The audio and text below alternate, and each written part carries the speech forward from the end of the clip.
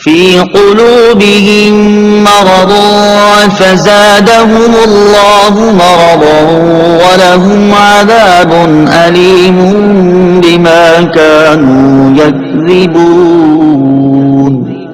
ترجمہ، ان کے دلوں میں بیماری ہے تو اللہ نے ان کی بیماری میں اور اضافہ کر دیا، اور ان کے لیے ان کے جھوٹ بولنے کی وجہ سے دردناک عذاب ہے۔ فی قلوبہم مرض، ان کے دلوں میں بیماری ہے۔ تفسیر صراط الجنان میں ہے، اس آیت میں قلبی مرض سے مراد منافقوں کی منافقت اور حضور پرنور صلی اللہ تعالی علیہ وسلم سے بغض کی بیماری ہے۔ معلوم ہوا کہ بد عقیدگی روحانی زندگی کے لیے تباہ کن ہے، نیز حضور اقدس صلی اللہ تعالی علیہ وسلم کی عظمت و شان سے جلنے والا مریض القلب یعنی دل کا بیمار ہے۔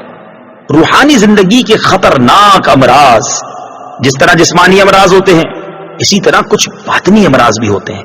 جسمانی امراض ظاہری صحت و تندرستی کے لیے سخت نقصان دہ ہوتے ہیں، اور باطنی امراض ایمان اور روحانی زندگی کے لیے زہر قاتل ہیں۔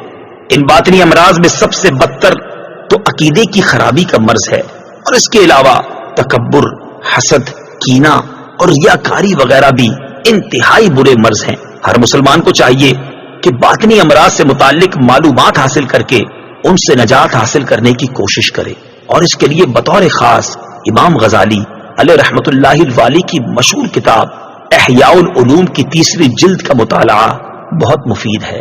فزادہم اللہ مرضا، تو اللہ نے ان کی بیماری میں اور اضافہ کر دیا۔ تفسیر صراط الجنان میں ہے، مفسرین نے اس اضافے کی مختلف صورتیں بیان کی ہیں، ان میں سے 3 صورتیں عرض کرتا ہوں۔ نمبر 1، ریاست چھن جانے کی وجہ سے منافقوں کو بہت قلبی رنج پہنچا، اور وہ دن بدن حضور پر نور صلی اللہ تعالی علیہ وسلم کی ثابت قدمی اور غلبہ دیکھ کر حسد کی آگ میں جلنے لگے۔ تو جتنا نبی اکرم صلی اللہ تعالی علیہ وسلم کا غلبہ ہوتا گیا اور آپ صلی اللہ تعالی علیہ وسلم لوگوں میں مقبول ہوتے گئے، اتنا ہی اللہ تعالی نے منافقوں کے رنج و غم میں اضافہ کر دیا۔ نمبر 2، منافقوں کے دل کفر، بد عقیدگی اور نبی کریم صلی اللہ تعالی علیہ وسلم سے عداوت و دشمنی سے بھرے ہوئے تھے۔ اللہ تعالیٰ نے ان کی ان چیزوں میں اس طرح اضافہ کر دیا کہ ان کے دلوں پر مہر لگا دی تاکہ کوئی واعظ و نصیحت ان پر اثر انداز نہ ہو سکے۔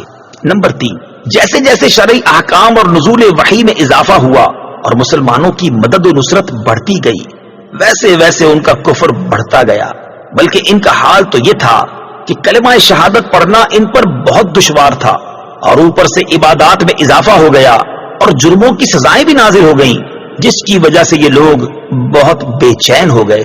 وَلَهُمْ عَذَابٌ أَلِيمٌ بِمَا كَانُوا يَكْذِبُونَ، اور ان کے لیے ان کے جھوٹ بولنے کی وجہ سے دردناک عذاب ہے، یعنی اللہ تعالیٰ اور آخرت پر ایمان لانے کا جھوٹا دعویٰ کرنے کی وجہ سے ان کے لیے جہنم کا دردناک عذاب ہے۔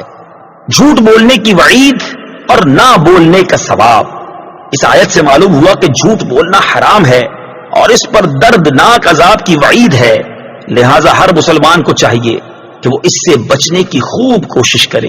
مسلم شریف کی حدیث ہے، حضرت عبداللہ بن مسعود رضی اللہ تعالی عنہ سے مروی ہے، رسول اللہ صلی اللہ تعالی علیہ وسلم نے ارشاد فرمایا، سچائی کو اپنے اوپر لازم کر لو، کیونکہ سچائی نیکی کی طرف لے جاتی ہے، اور نیکی جنت کا راستہ دکھاتی ہے۔ آدمی برابر سچ بولتا رہتا ہے اور سچ بولنے کی کوشش کرتا رہتا ہے، یہاں تک کہ وہ اللہ تعالی کے نزدیک صدیق لکھ دیا جاتا ہے۔ اور جھوٹ سے بچو، کیونکہ جھوٹ گناہ کی طرف لے جاتا ہے، اور گناہ جہنم کا راستہ دکھاتا ہے۔ اور آدمی برابر جھوٹ بولتا رہتا ہے اور جھوٹ بولنے کی کوشش کرتا ہے، یہاں تک کہ اللہ تعالی کے نزدیک کذاب لکھ دیا جاتا ہے۔ ترمذی شریف کی حدیث ہے، حضرت انس رضی اللہ تعالیٰ عنہ سے روایت ہے، حضور اقدس صلی اللہ تعالی علیہ وسلم نے ارشاد فرمایا، جو شخص جھوٹ بولنا چھوڑ دے اور وہ باطل ہے، یعنی جھوٹ چھوڑنے کی چیز ہی ہے، اس کے لیے جنت کے کنارے میں مکان بنایا جائے۔